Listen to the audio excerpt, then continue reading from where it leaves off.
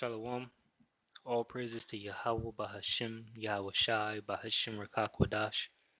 Double honors to the elder apostles, the bishops, and the elders of GMS rules well. Peace and salutations to the elect. My name is Anah. The title of this video is Major Things Happening in This Divided Kingdom. And that dividing kingdom being Babylon the Great, aka USA.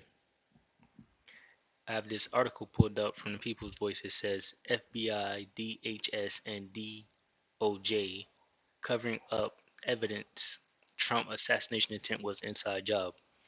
Now these are things that the nations can see. Basically the whole world can see what's happening here in Babylon the Great. So they're seeing the nakedness and the shame of Babylon the Great. How this place is just wicked. And all of this is gonna help bring on the destruction of Babylon the Great. This place being divided. These people revealing how wicked they are. This was posted July 24th, 2024. And there's been many other articles regarding this topic too. So you have the topic of division, basically, of Babylon the Great. We have this one I just read, FBI, DHS, covering up evidence that Trump was the assassination was an inside job. And then we have this, Kimberly Cheeto admits Secret Service did not keep audio records from Trump shooting. So there's a lot of information coming out, regarding this attempt on, former President Donald J. Trump's life. It says body cam footage exposes Secret Service documenting Trump shooting without intervening. All right, so they actually seen the shooter on multiple occasions, climbing the roof, getting in position, aiming, and all of that, and not shooting, knocking the guy off, sounding the alarm to have the president to get out the way. And once again, these are things that the nations and the world, of course, are looking at over here in Babylon the Great.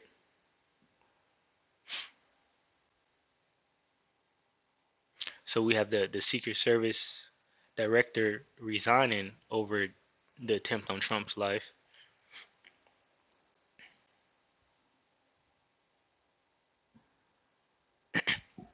And we see here that cell phone data exposes regular visitor to Trump shooter's home, also frequent, FBI headquarters in DC.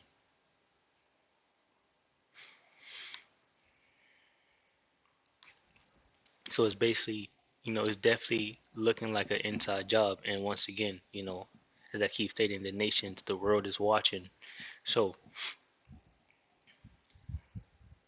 it says the office of uh, Ron Johnson released its initial findings on the assassination attempt on Donald Trump, which concludes that the FBI, DHS, and DOJ all covered up evidence that the incident was an inside job. Now, who knows what this could have sparked if Donald Trump actually, got assassinated. Basically, civil war. The country could be in turmoil right now, right? There was even talks from WF saying, this isn't the end, basically, that more of these attempts might happen from other articles that I've seen. It says attempts by Congress to obtain and preserve records and information relating to the security setup at Trump's Butler, Pennsylvania have been blocked by the DOJ, DHS, and FBI. Right, so basically they don't want anyone to look into it to figure out what's going on, right? So they're obviously divided. It says Johnson further demanded in a letter he wrote to Attorney General Merrick Garland, DHS head Alessandro Mayorkas, and FBI Director Christopher Wray, the preservation of background. It says the preservation of background information on the alleged gunman, as well as all text and communications between law enforcement agents, including Secret Service personnel, only to receive no cooperation.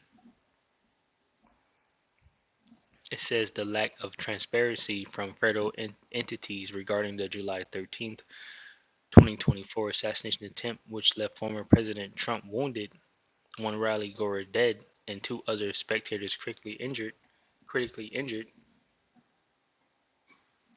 Excuse me. It says is unacceptable. Johnson's office wrote an executive summary of its preliminary investigation findings. It says Congress and the public deserve a full explanation and complete answers to all questions regarding the failure of security at Butler rally. Without transparency, the truth behind the assassination attempt will never be fully revealed and understood. And I think this word transparency is like something that Trump made pretty big. With him when he was president, posting on X, formerly known as TikTok or Twitter, I mean. So it's X now. He would go in there and say, transparency and post everything that's going on and all of that. It says Secret Service stonewalled local law enforcement's efforts to protect Trump and his supporters. In the immediate aftermath of the Butler incident, Johnson's office began furiously contacting federal, state, and local government entities, as well as various private companies seeking information about what happened with the security failure at Trump's rally. One thing that was discovered is the Secret Service failed to attend a key security briefing for local special weapons and tactics and sniper teams the morning of July 13th. It says Johnson's office says Butler County Emergency Services provided the security briefing at 9 a.m. for all local SWAT teams and snipers assigned to the rally. Local SWAT teams and snipers from nearby Washington and Beaver counties also attended the meeting. Nowhere to be found, however, was Secret Service, which showed zero interest in even attempting to coordinate with local law enforcement to ensure that Trump and his supporters were safe from harm during the rally. Right, so basically this is a shit show. What type of protection is this? How do you go about protecting basically a former president and runner-up president? And of course, I believe based on their laws and different things, once you become president and you get a hold of those secrets and all of that, Secret Service is supposed to follow you around pretty much for the rest of your life. So this guy's always protected, and they're always on the move, always training, always in that type of supposedly combat readiness. But here, none of that was shown. It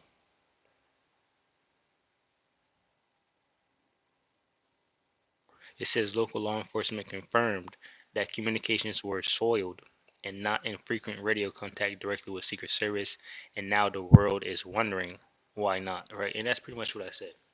The world is wondering why not. So everyone can clearly see that there's something happening, a division is happening, an attempt on President or former President Donald Trump, you know, life was made, and the world is like questioning it. But we can see that Babylon the Great is losing power, you know. So with that, Isaiah 19:1, right? So these are the things leading up to Jacob's trouble, to times never seen before, right? To the different signs and things that are going to happen here in Babylon the Great that we can't even explain because it's things that we never seen before, but we got an understanding of how bad it's going to get. So these are things that's leading up to that, right? And we're going to keep bringing these things out and keep talking about it up until the point where Amos 8 and 11 happens, and we're in the midst of what's going on, and we won't be speaking on it, right? It might not be internet, we don't know how it's going to be, but it's going to be crazy. Civil wars, pestilence, famines, death. Isaiah 19:1, it says, the burden of Egypt, behold, the Lord rideth, the Lord being Yahweh Bahashem Yahweh Shai, rideth upon a swift cloud, and shall come into Egypt. And the idols of Egypt shall be moved at his presence, and the heart of Egypt shall melt in the midst of it. And I will set the Egyptian against the Egyptian, and they shall fight every one against his brother, and every one against his neighbor, city against city, and kingdom against kingdom. right? And these things are happening right before our eyes here, in these last days, the end days. We're at the end of the last days. It says Isaiah 19:3. And the spirit of Egypt shall fail in the midst thereof, and I will destroy the counsel thereof, and they shall seek to the idols, and to the charmers, and to them that have familiar spirits, and to the wizards. All right, so that's pretty much it. Most High Yahweh Bashmi Shai setting up the Egyptian against the Egyptian, and kingdom against kingdom, neighbor against neighbor, brother against brother. These things are taking place, and it says, and the spirit of Egypt shall fail in the midst thereof, and I will destroy the counsel thereof, and they shall seek to the idols, and to the charmers, and to them that have familiar spirits, and to the wizards. That's why it says right here in Isaiah 47, lament for Babylon. The point is down here. It says, stand now with thine enchantments and with the multitude of thy sorceries, wherein thou hast labored from thy youth. If so, be thou shalt be able to profit. If so, be thou mayest prevail. Right, because we're at the end of this thing for Babylon the Great. Esau's the end of the road, and Jacob is the beginning of it that followed. Right, we're already standing up on our feet. We're waking up. We're proclaiming the things that are written in the Bible. Esau Edom is going down. It says, "Thou art wearied in the multitude of thy counsels. Let now the astrologers, the stargazers, the monthly procrastinators stand up and save thee from these things that shall come upon thee. Behold, they shall be as stubble. The fire shall burn them. They shall not deliver themselves from the power of the flame. There shall not be a coal to warm at, nor fire to sit before it. Thus shall they be unto thee, with whom thou hast labored, even thy merchants. From thy youth they shall wander every one to his quarters, none shall save thee." Right, so because of all the things that's happened here in Babylon the Great, these same people, that won't be that don't get destroyed, eventually they're gonna leave and go back to their homes, their different countries, and different things like that, because they can obviously see, just like the article said, the world is wondering why that Babylon the Great is divided. Right, it's no more saving this place. That's what this is saying. That's why I said, if so be thou shalt be able to profit, if so be thou mayest prevail. It's like a taunt almost, saying, hey, go and do these enchantments and do your sorceries and see what happens for you. And basically nothing is going to happen. That's why it says here, behold, they shall be as stubble, the fire shall burn them, and they shall not deliver themselves from the power of the flame. There shall not be a coal to warm at, nor fire to sit before it. And it's saying that these same people are going to go their way, basically. Because what? This is Mark 3 and 23, or we start at 22. Mark 3 and 22, it says, and the scribes which came down from Jerusalem said, he have Beelzebub, and by the prince of the devils casteth he out devils. And he called them unto him, and he said unto them in parables, how can Satan cast out Satan? Excuse me. It says, if a kingdom be divided against itself, that kingdom cannot stand. And if a house be divided against itself, that house cannot stand. And if Satan rise up against itself, and if Satan rise up against himself and be divided, he cannot stand, but hath an end. It says, no man can enter into a strong man's house and spoil his goods, except he will first bind the strong man, and then he will spoil his house.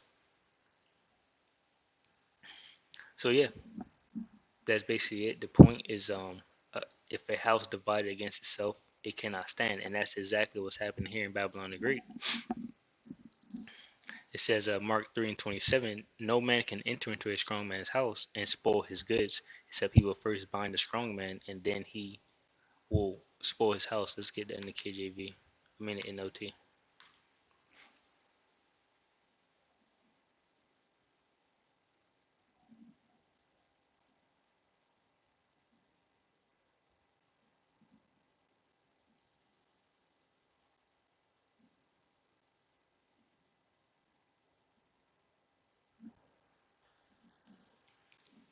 It says, Yahushua called them over and responded with an illustration. How can Satan cast out Satan? He asked. A kingdom divided by civil war will collapse. Similarly, a family splintered by feuding will fall apart. And if Satan is divided and fights against himself, how can he stand? He would never survive. It says, let me illustrate this further. Who is powerful enough to enter the house of a strong man like Satan and plunder his goods? Only someone even stronger, someone who could tie him up and then plunder his house. So basically, Esau Edom is against itself.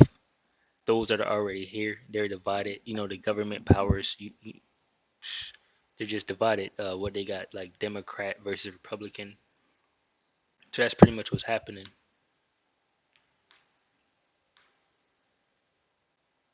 I want to continue on with this actually. It says, verily I say unto you, all sins shall be forgiven unto the sons of men, and blasphemies wherewithsoever they shall blaspheme. But he that shall blaspheme against the Holy Spirit have never forgiveness, but is in danger of eternal damnation, because they said he hath an unclean spirit, right?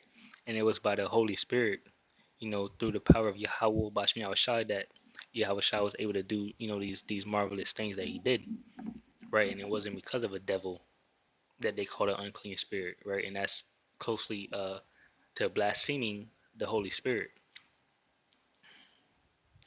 So continuing on, it says there came then, and notice what it said there in the NLT.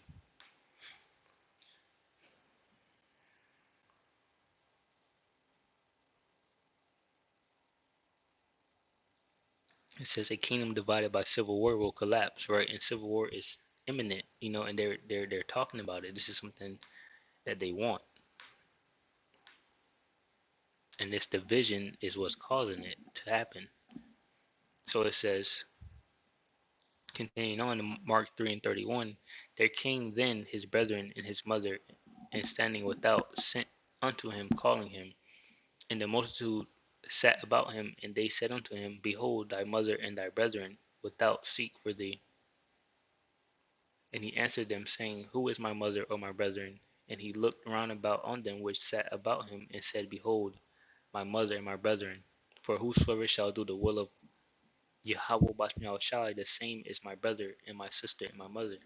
Right? And the reason why I got that, because with everything that's coming upon us, civil war and, Esau Edom being divided, we need to remain firm, and encourage each other. That's why we mark them that cause divisions, and that we, remain strong basically, and know who our brethren are, right? Those that, um,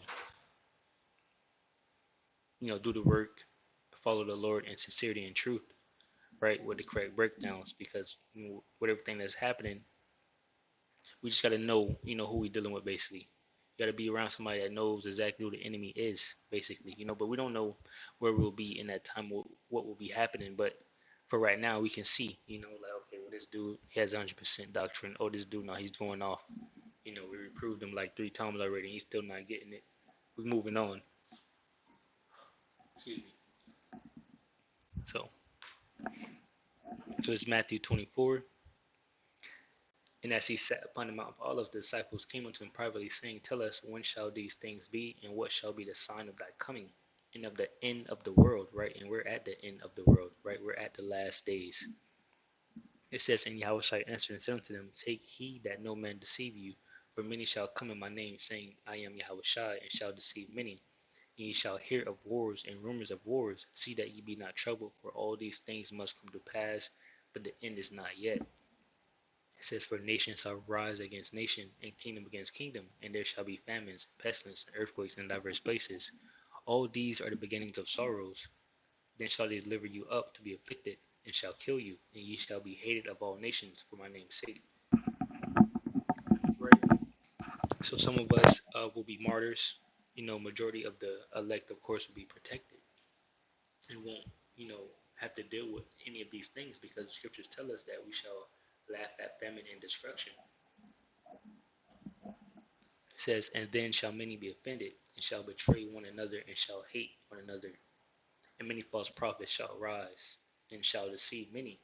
And that's exactly what's happening here in these last days. You have people breaking off from different camps, coming in with crazy doctrines, you know, leading the flock astray.